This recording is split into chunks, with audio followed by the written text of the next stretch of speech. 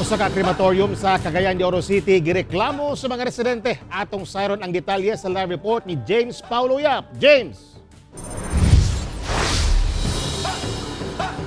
Tek, wala na makapugong pa ang mga residente nga nagpuyo duol sa maong krematorium sa Barangay Bulwa, Cagayan de Oro City tungod sa baga og itom nga aso nga ginabugan niini.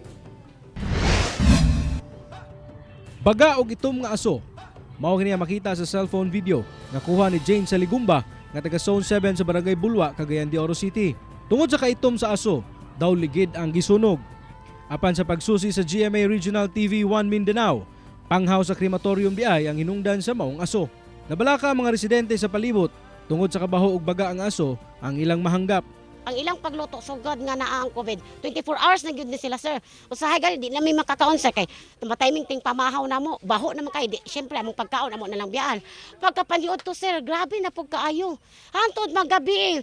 Bisag tulog gyud mi sir, makagabaho gyapon mi. Di na lang po ko katulog kay bisag manira mi musulod gyud ang baho labig hangin bitaw ay lang aso dinhigin padulong sa ubos.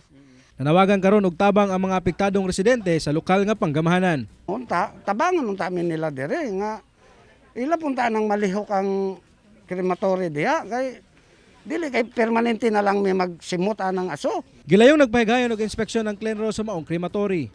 So ang gakos og itong aso sir kay dili ang tao mismo nga ginakremate. Ang gakos gyud is kanigi nga itong mga additional nga mga gamit. So ang mga personal belonging sa tao, so mga cellphone lugar niya gaka-appeal daw, mga wallet, mga jewelry. So apil na siya karon sir sa gaka-kremate sa uban sa tao. Mihangon na lang o pagsabot ang management sa krematorium o pipasalig nga ilang solusyonan ang problema sa labing daling panahon. Gikan sa pag-start sa atong cremation process, first up to 3 minutes lang na siya sir nga ingon ana kay ang pagkuan ra man ana sir ang pagsunog so taman sa matunaw na tong plastic ug katong mga linen nga kuan so mawala ra po rin siya.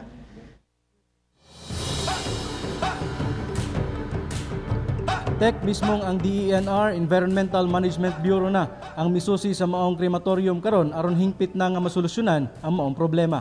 Tek. Okay, daghang salamat James Paulo Yap.